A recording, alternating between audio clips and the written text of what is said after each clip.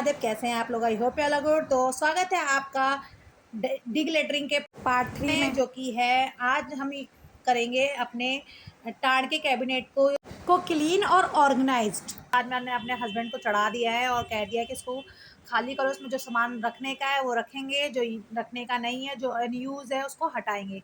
तो इसमें भी बहुत सारी चीज़ें थी जो हटाने लायक थी, जो आप आगे वीडियो में देखेंगे और जो कि मैंने हटा भी दी, क्योंकि अक्सर यही हम गलती कर देते हैं। हम लोग उसको रख देते हैं कि बाद में काम आएगा, बाद में काम आएगा। वो बात कभी नहीं आता और वो चीज़ें घर में इकट्ठी हो के हमारी जो स्टोरेज होते हैं उसे भर देते हैं, फुल कर देते हैं। और फिर हम लोग क्या सोचते हैं, हमारे पास स्टोरेज नहीं है और सामान बहुत ज़्यादा है, और वो सामान किसी यूज़ का नहीं होता है।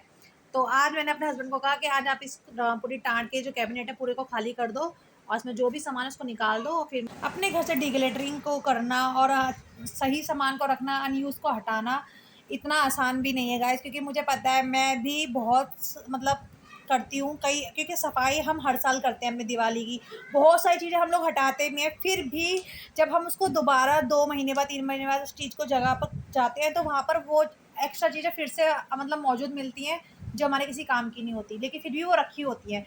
तो ऐसा क्यों होता है? क्योंकि सबसे बड़ी गलती हम लोग यही करते हैं कि जो चीज़ हमारे काम की नहीं भी होती ना, हमें वो लगता है कि वो आगे हमारे काम आएगी, तो हम उसको रख देते हैं उठाकर। और यही सबसे बड़ी मिस्टेक है अपने घर में मेस फैलाने का।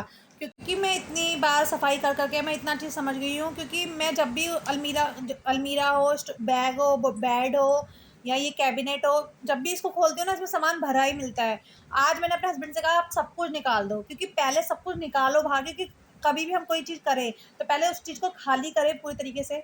फिर उसमें जो चीज़ हमें बहुत बहुत बहुत नीड है, जो करंटली नीड है, सबसे इम्पोर्टेंट पॉइंट ये है कि करंटली जिस चीज़ की नीड है वही रखें, अदरवाइज सब कुछ हटा दें। क्योंकि मार्केट में गाइस अब सब कुछ अवेलेबल है। आई नो हमारे पास जो चीज़ होती है फिर हम उसे क्यों खरीदें, ये चीज़ सबके मन में होती है, मेरे मन में भी रहती है, लेकिन गाइस यही सोच के कि ये चीज़ हमारे बाद में काम आएगी, इस चक्कर में हम जो कि हमारे घर में मेस फैलाती हैं और हमारे स्टोरेज को फुल कर देती हैं। क्योंकि स्टोरेज सबके घर में होता है, लेकिन स्टोरेज से ज़्यादा हम चीज़ें इकट्ठी कर लेते हैं, क्योंकि जो करंटली हम यूज़ कर रहे हैं वो चीज़ होती है, जो हम आगे फ्यूचर में यूज़ करेंगे हम वो भी पहले से इकट्ठी करके रख लेते हैं।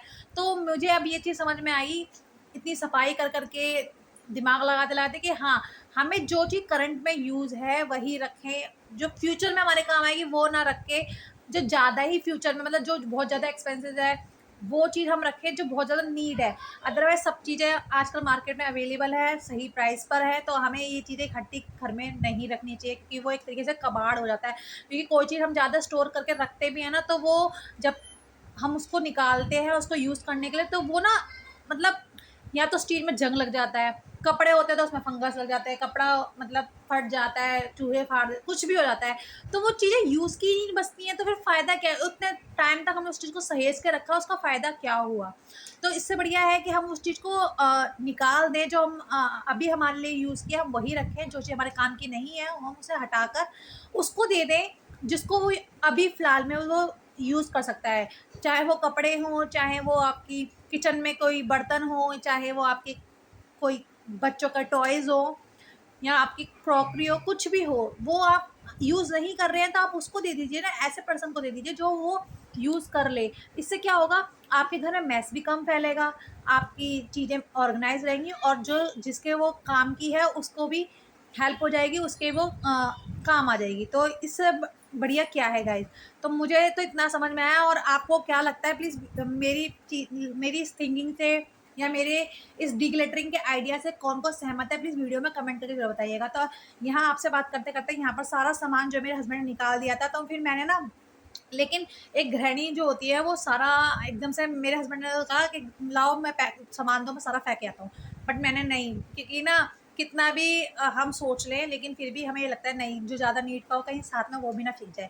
तो अभी मैंने क्या काम करा कि घर में बहुत सारी धूल हो चुकी थी, तो फिर मैंने फटाफट जो भी सामान निकला था वो मैंने एक जो हमारे घर में ऑब्वियसली सबके घर में एक चेयर होती है जो उसमें सब सामान हम इकट्ठा करके रख देते हैं, मैंने उसी चेयर पे सारा सामान अभी कलेक्ट करके रख दिया है। मैं इसको कल क्योंकि अब शाम होने वाली है तो मैं इसको कल जो है देखूंगी अच्छे से, जो बहुत ज़्यादा काम की चीज़ होगी उसी को मैं रखूंगी, बाकी सबको हटा दूंगी। तो मैंने ये अभी फ़िलहाल के लिए सब कुछ चेयर पर रख दिया है और मैं पहले कर लूँगी झाड़ू और पोछा, क्योंकि पैर बहुत ज़्यादा खिसखिसा रहे हैं।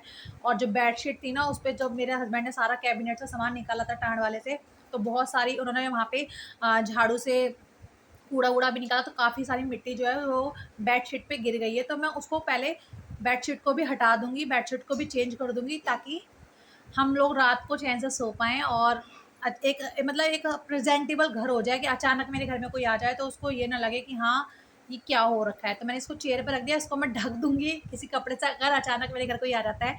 बट हाँ, अभी हाल-फिलहाल में कोई नहीं आ रहा, तो इतना सारा कबाड़ है या यूज़ की चीज़ जो भी कह लीजिए, वो सब हम मतलब मेरे हस्बैंड ने इस कैबिनेट से निकाला है। और वो मुझ पे भी गुस्सा कर रहे थे, क्या-क्या सामान है इसमें। मोस्टली इसमें सबसे ज़्यादा कपड़े ही हैं, और जितना मुझे याद है ये कपड़े वही हैं जो मैंने निकाले हैं थे पहले, जो मैंने इससे पहले अपनी अलमीरा ऑर्गेनाइज़ की थी, उससे पहले जो मैंने कपड़े निकाले थे किसी को देने के लिए। बट वो दे मतलब मेरे हस्बैंड को मैंने बोला था कि वो ये कपड़े वो किसी को दिया है, तो वो मतलब पहुँचे ही नहीं।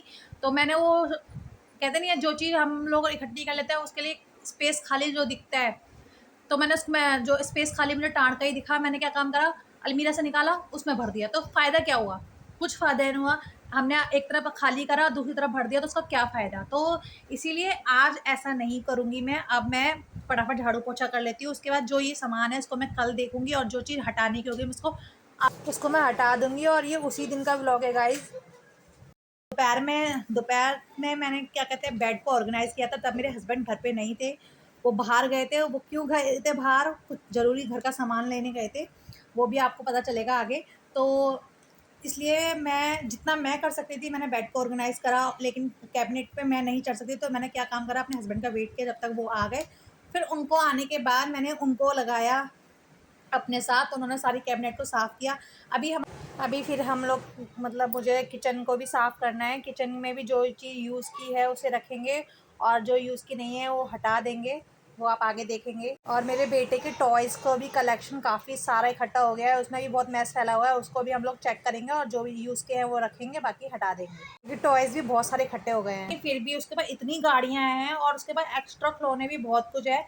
वो जब भी कहीं बाहर जाता है वो उसे खिलौने लेने होते हैं, लेकिन बहुत सारे इकट्ठे हो गए, काफ़ी कुछ टूट भी गए हैं। मैं कई बार उन्हें मतलब कई सारे टॉयज़ उसके बाल्टी भर भर के मैंने फेंक भी दिए हैं, बेच भी दिए कबाड़ी वाले को।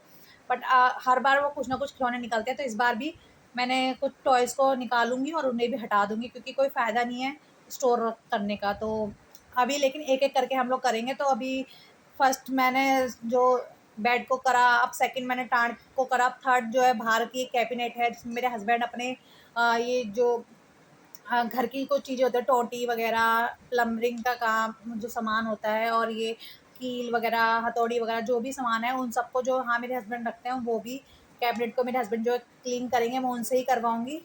सो आपको कैसी लगी ये वीडियो प्लीज़ कमेंट करके ज़रूर बताइएगा। कुछ इस तरीके से मैंने अपने घर को करा, शेप में लाने की कोशिश की, और अभी भी धीरे-धीरे ही ये काम हो पाएगा, क्योंकि पूरा दिन लग गया है इसमें क्योंकि बेड को ऑर्गेनाइज़ करने में काफ़ी टाइम गया मेरा।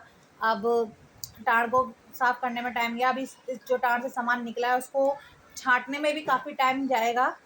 सो कुछ इस तरीके से हम करेंगे अपने घर को अरेंज। और यहाँ पर फिर फटाफट मैंने सब कुछ बेड वगैरह झाड़ दिया था। अभी बेडशीट भी मैं चेंज कर दूँगी, और ये बेडशीट जाएगी धुलने में, और फटाफट लगा लेते हैं झाड़ू। और बाहर मेरे हस्बैंड जो भी इसमें से मतलब कूड़ा-कबाड़ा निकला था, जो यूज़ का नहीं था, जो बिल्कुल ही ख़राब, जो ऊपर ही ऊपर दिख गया था, कपड़ों को मैं पहले देखूँगी, जो जिसके नीड जो जो सही कंडीशन में होंगे वो मैं किसी को दे दूँगी, अदरवाइज़ फेंक दूँगी। तो जो सामान फेंकने का था वो मेरे हस्बैंड कूड़े में डाल रहे हैं। वो बाहर भी कुछ सामान जो कि हस्बैंड के मतलब का है वो छाँट रहे हैं। तो बस कुछ इस तरीके से मेरे हस्बैंड ने मेरी हेल्प कराई, और घर को एक शेप में लाने की मेरे साथ कोशिश की। तो मेरे हस्बैंड मेरे साथ बहुत कोऑपरेटिव हैं। मैं ब्लेस्ड हूँ कि मेरे हस्बैंड बहुत अच्छे हैं, जो मुझे कोऑपरेट करते हैं। वो हारे थके आए थे बाहर से, वो कुछ सामान, वो भी घर से रिलेटेड ही कुछ सामान था जो बाहर लेने गए थे। उसके बाद आए, मैंने उनको कहा कि ऐसे-ऐसे मैं काम करूँ, तो उन्होंने मतलब संकोच नहीं किया, उन्होंने मेरी हेल्प करी। तो अच्छी बात है ना, अगर पार्टनर थोड़ा हेल्पिंग हो तो आपको ना काम करने में मज़ा आता है। तो हमने कुछ इस तरीके से अपने घर को कर लिया कि घर हमारा भी मतलब मेरा है तो मेरे हस्बैंड का भी तो है ना, तो काम भी साथ में दोनों को करना चाहिए। तो कुछ भी कह सकते हैं, आई एम ब्लेस्ड कि मेरे हस्बैंड बहुत अच्छे हैं। कुछ भी हो, उन्होंने मेरे साथ मतलब उन्होंने ये नहीं कहा कि ये मैं क्यों करूँ, आप ही करो, ऐसा नहीं। उन्होंने मेरी पूरी पूरी हेल्प की। सो गाइज, इस वीडियो को मैं यहीं पे एंड करती हूँ। अगर आपको वीडियो थोड़ी सी भी अच्छी लगी हो, हेल्पफुल लगी, तो मेक श्योर वीडियो को लाइक करें, शेयर करें, सब्सक्राइब करें चैनल को। मिलती है आपसे नेक्स्ट ब्लॉग में। Till then bye bye.